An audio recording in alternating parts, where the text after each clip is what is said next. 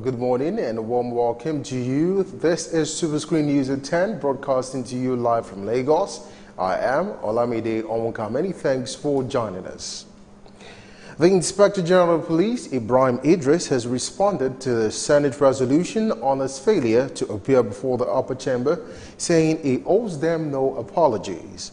Idris says he does not have to appear before the lawmakers, noting that a senior police officer of the rank of Deputy Inspector General or an Assistant Inspector General could act on his behalf in an official capacity at any function. Idris, who disclosed this in a statement made available to journalists, gave this statement citing sections of the Nigerian police laws. He explained that Senators Dino Melaye is certified fit to stand trial by doctors at the National Hospital before it was arraigned before the Chief Magistrate Court in Wuse, Abuja and Lokoja. The police described the Senate resolution against Idris as a deliberate blackmail, witch hunting, with mischievous motives to hand twist the IGP to pervert the hand of justice. The Speaker of the House of Representatives, Yakubu Dogara, has called for improved welfare for officers and men of the Economic and Financial Crimes Commission, EFCC, in order to insulate them from temptation. Dogara, who disclosed this to journalists during his visit to the new EFCC complex in Abuja, said to get optimal results from the EFCC officials, it is essential to provide the officials with adequate support and encouragement. Dogara described the new office building as excellent and called for a proper salary structure for the workers to match the output of the edifice. The Speaker of the House also called for diligence in service and encouraged the staff to always give their best on the line of duty to their fatherland. The Governor of Lagos State, Akinwumi Ambode, has emphasized the importance of inclusive government as a possible solution to the nation's challenges. Governor Ambode expressed his view in a convocation lecture delivered at the University of Lagos yesterday.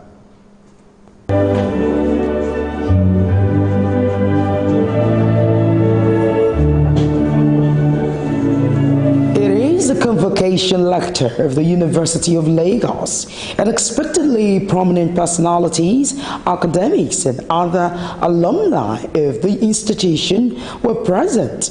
They listened with apt attention as the Governor of Lagos State, Akinwumi Ambode, delivered his lecture with the theme Inclusion, Path to a New Nation. Reflecting on the myriads of challenges facing Nigeria, he was quick to call for an all-inclusive government as panacea to Nigeria's socio-economic and political problems, especially security challenges. The governor equally urged the graduates to contribute towards a united Nigeria. There recently has been clamor for devolution of power and true federalism.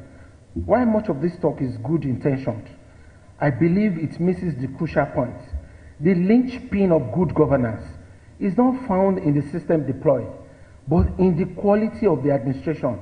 We must implement the federal system as it was intended to be. Heretofore, too much power has resided in the national government. The states and local government are dissuaded from treating many matters of a local nature that are better left in their hands due to their greater knowledge of local conditions. We need to shift some functions or some responsibilities from the national government to place more of it in the hands of the states. We call on you to use your good offices to support the Lagos State University in a manner that it can become a university that will have its own pride of place in the world. We also call on you to pick one of our projects and in association with your friends, implement it for us. We're not asking you to bring state funds, but we know that you have friends in the right places. And I want to assure you that we are determined to turn every stumbling block to a stepping stone for attainment of greater heights. On his part, the institution Vice Chancellor, Professor Oluwatoyin Ogundipe, expressed commitment towards churning out graduates that meet the required standards of the labor market. As other scholars lend their voice to relevance of education to nation building. We are committed to enriching the experiences of our students by providing the conducive atmosphere for them to excel. We are also aware of the student ingenuity. Thus, the Entrepreneurship and Skill Development Center is being reinvigorated to sharpen their business skills and promote their innovative ideas. Our immediate neighboring community, Akoka, Iwaya, Makoko, Bariga, will feel our presence too. The university's relevance in training and molding the higher levels of human capacity that a functional society demands in terms of knowledge, professionalism, and creativity. Additionally, it relates to the university's relevance in defining the ethos and moral architecture of the society as defined through the value system. The latter dimension is why some infer that the university is the conscience of the nation. Indeed, we confirm this truism when at each convocation we remind the graduates that these are the ones we have found worthy in character and learning. As it stands, expectations are high that these graduates will effectively put into practice all that they have learned for the betterment of Nigeria.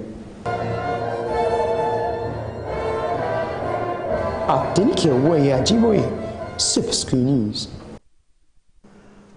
In other news, the operatives of the Inspector General of Police Intelligence Response Team has arrested one of the robbery suspects declared wanted for the attacks on banks in Offa, Kwara State. The suspect, Michael Adiku, an ex-policeman, was said to have been dismissed in 2012 by the Kwara State Police Command for allegedly aiding the escape of some robbery suspects. Until his dismissal, Adiku was attached to the Special Anti-Robbery Squad of the State Command.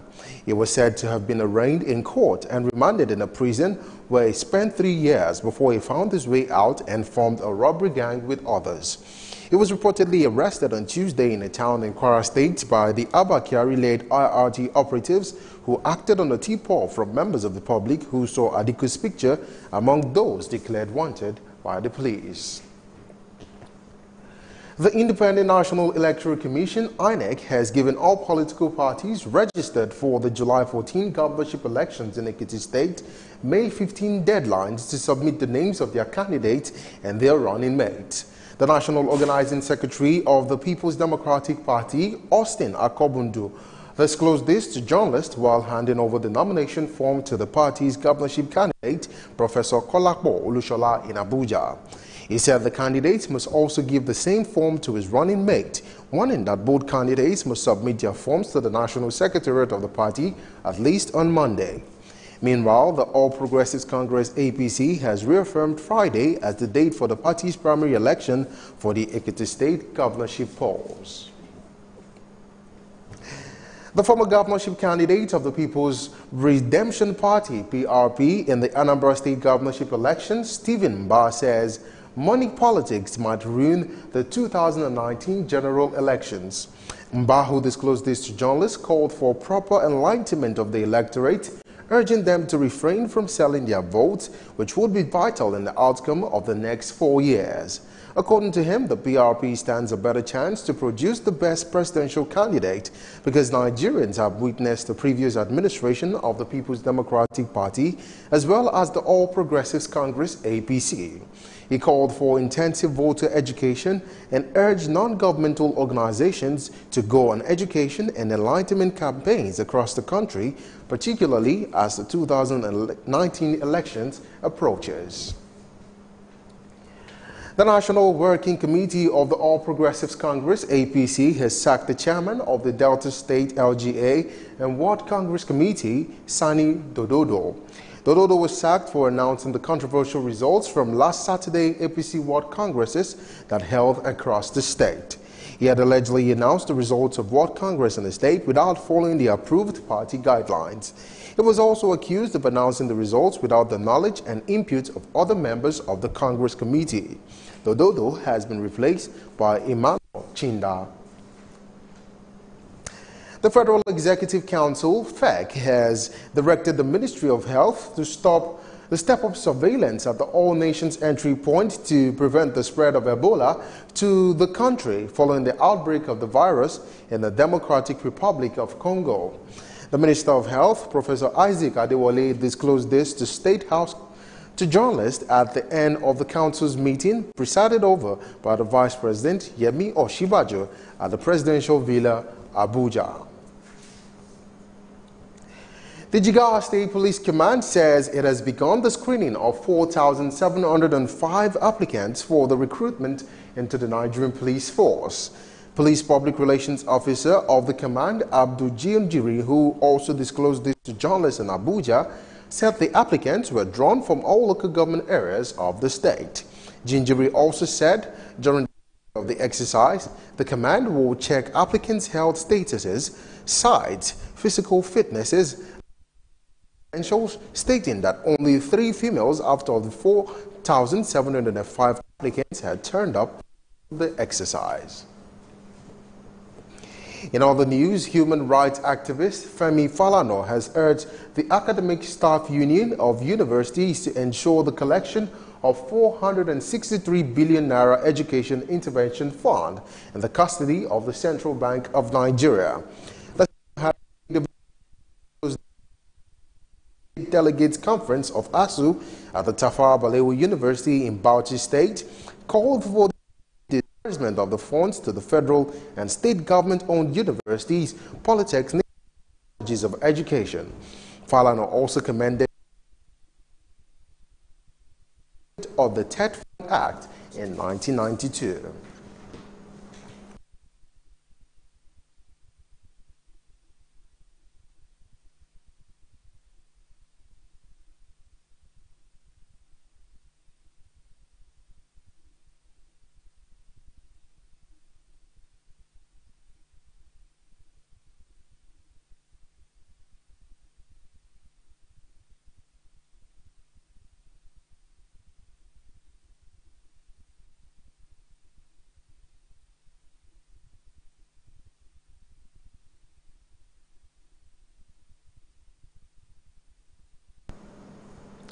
You're watching Superscreen News at 10, broadcasting to you from Lagos. We'll take a break now. When we return, we'll take some business stories. Stay with us. Before they come, they're supposed to, give us some information, notice, at least maybe a week or so. There was nothing like that. Hunger is everywhere in Nigeria. People are dying every day, but Nigeria government are keeping quiet. Housemen are killing people. Why? It's not what we expected because of these old men that are leading us, and you people know, you are aware that these people are not the right people to lead us. These kind of people that are leading us here are people of black mind. They just care about themselves and their family. You are affecting my village. Let me use if I call it useless, I'm not a mistake. The other place where they build a shop, call it plaza. Each shop there 4 million naira, which I don't have the money, so I have to leave.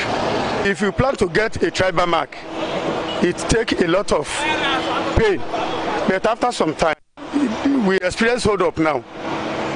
During the construction time, then after some time, we start enjoying it. The way they are doing the construction is too slow. It's too slow.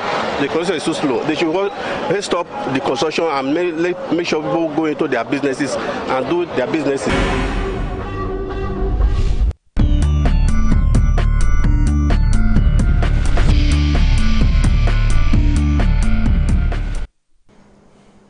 Welcome back, and now for some business stories.